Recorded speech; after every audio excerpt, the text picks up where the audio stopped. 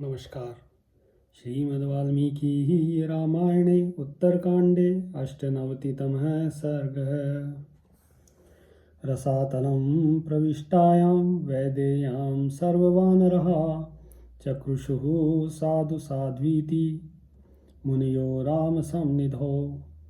विदेह कुमारी सीता जी के रसातल में प्रवेश कर जाने पर श्री राम के समीप बैठे हुए संपूर्ण वानर तथा ऋषि मुनि कहने लगे, साध्वी सीते तुम धन्य हो।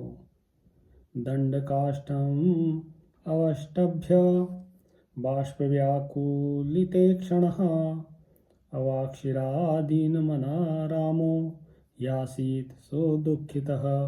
किंतु स्वयं भगवान श्री राम बहुत दुखी हुए, उनका मन उदास हो गया और वे गूलर के दंड का सहारा लिए खड़े हो सिर झुकाए नेत्रों से आंसू बहाने लगे। सैरुदित्वा चिरं कालं बहुशो बाष्प मुत्सृजन क्रोधशोक समाविष्टो रामो वचनम अब्रवीत।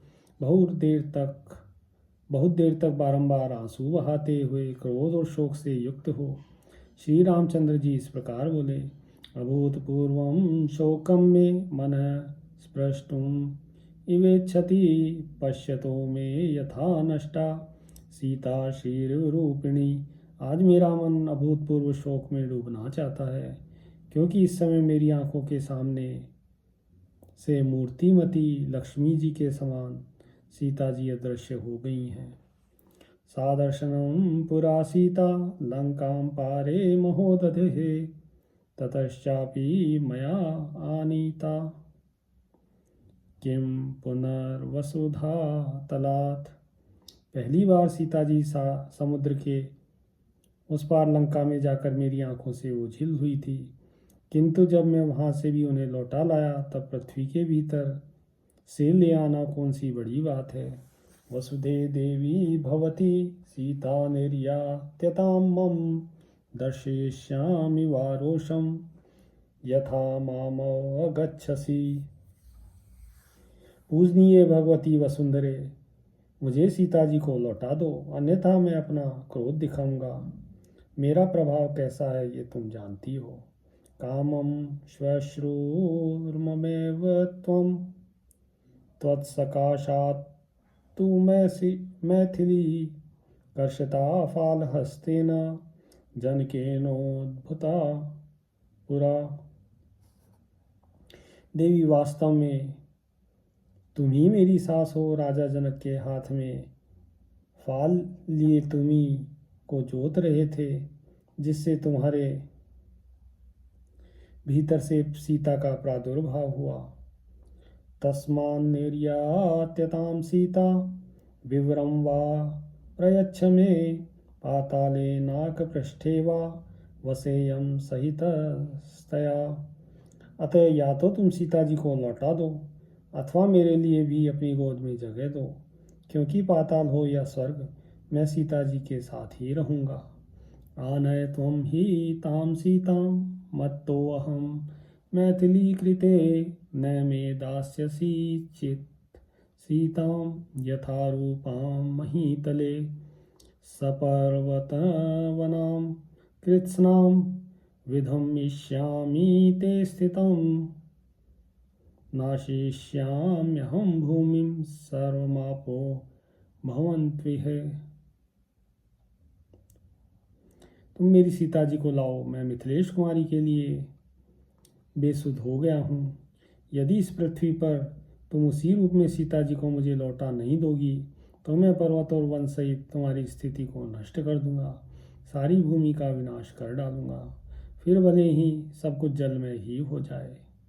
एवं ब्रह्माणे काकुस्थे क्रोध शोक समन्विते ब्रह्मासुरगणे सार्धम उवाच रघुनंदनम।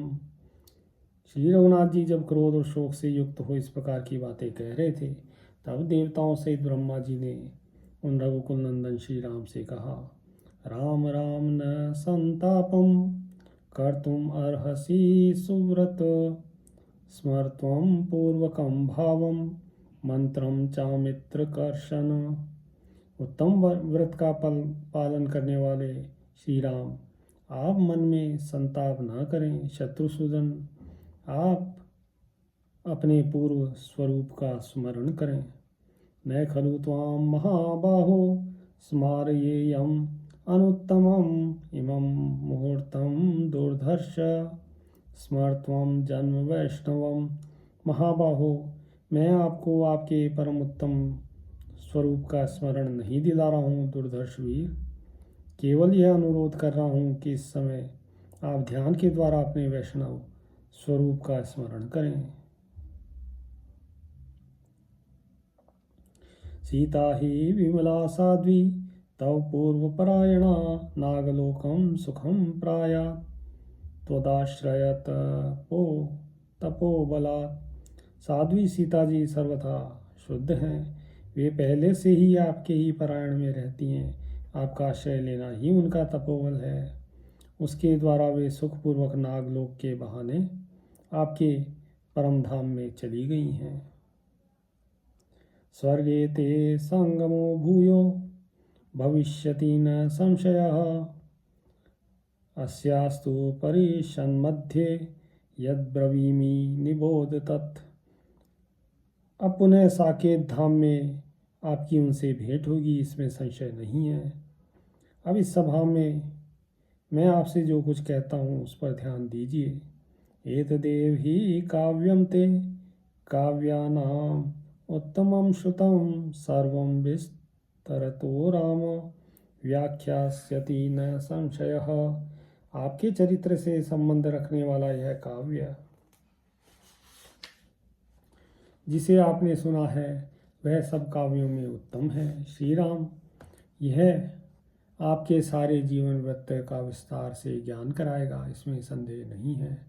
जन्म प्रभृति ते वीर सुख दुखोपसेवनम भविष्यदुत्तरम चेह सर्वं वाल्मीकिना कृतम।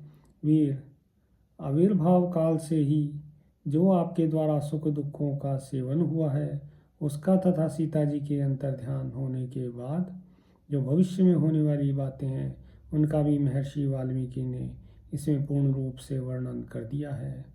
आदि काव्यम इदं राम त्वयि सर्वं प्रतिष्ठितं नयान्यो अर्हति काव्यानाम यशोभाग राघवादृते। श्री राम, यह आदि काव्य है, यह संपूर्ण काव्य की आधारशिला आप ही हैं।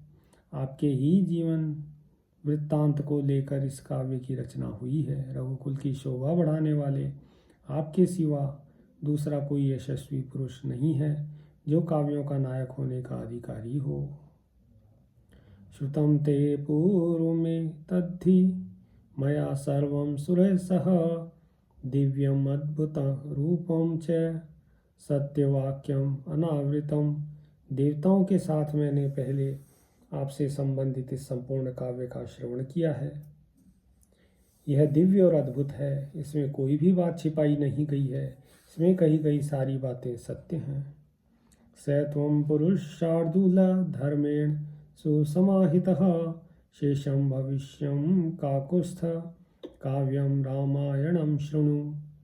पुरुष सिंह रघुनंदन, आप धर्मपूर्वक एकाग्रचित हो भविष्य की घटनाओं से युक्त शेष रामायण काव्य को भी सुन लीजिए। उत्तरम नाम काव्यस्य शेषमत्र महायशः तच्छृणुष्व महातेज ऋषिभिः सार्धम उत्तमम्। महायशस्वी एवं महातेजस्वी श्री राम, इस काव्य के अंतिम भाग का नाम उत्तरखंड है। इस उत्तम भाग को आप ऋषियों के साथ सुनिए। न खल्वन्येन काकुत्स्थ श्रोतव्यमिदम् उत्तमम् परम ऋषिणा वीर त्वयैव रघुनंदन।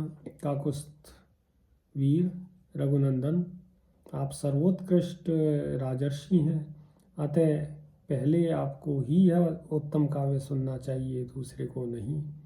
एतावदुक्त्वा वचनं ब्रह्मा त्रिभुवनेश्वरः जगाम त्रिदिवं देवो देवः स बांधवः। इतना कहकर तीनों लोकों के स्वामी ब्रह्मा जी देवताओं एवं उनके बंधु बांधवों के साथ अपने लोकों को चले गए।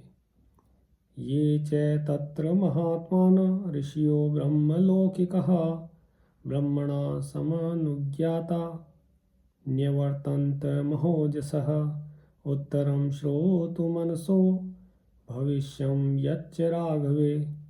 वहाँ जो ब्रह्मलोक में रहने वाले महातेजस्वी महात्मा ऋषि विद्यमान थे, वे ब्रह्मा जी की आज्ञा पाकर भावी वृत्तांतों से युक्त उत्तरकांड को सुनने की इच्छा से लौट आए। ततो राम शुभां वाणीं देवदेवस्य भाषितां श्रुत्वा परम तेजस्वी वाल्मीकिम इदम अब्रवीत। तत्पश्चात देवादिदेव ब्रह्मा जी की कही हुई शुभ वाणी को याद करके परम तेजस्वी श्री राम जी ने महर्षि वाल्मीकि से इस प्रकार कहा। भगवन् श्रोतुम् अनस ऋषियो ब्राह्मलौकिकः भविष्यदुत्तरं यन्मे स्वभूते संप्रवर्तताम। भगवान, ये ब्रह्मलोक के निवासी महर्षि मेरे भावी चरित्रों से युक्त उत्तरकांड का शेष अंश सुनना चाहते हैं, अतः कल सवेरे से ही उसका गाना आरंभ हो। एवं विनिश्चयं कृत्वा संप्रगृह्य कुशीलवो तं जनोघं विसृज्यात् पर्णशालाम् उपागमत्। तामेव शोचितः सीता सा व्यतीता च शर्वरी। ऐसा निश्चय करके श्री रघुनाथ जी ने जन समुदाय को विदा कर दिया और कुश तथा लव को साथ लेकर वे अपनी पर्णशाला में आए। वहाँ सीता जी का ही चिंतन करते करते उन्होंने रात व्यतीत की। इत्यार्षे श्रीमद् रामायणे वाल्मीकिये आदिकाव्ये उत्तरकाण्डे अष्टनवतितमः सर्गः। सियावर रामचंद्र पद जय शरणम्।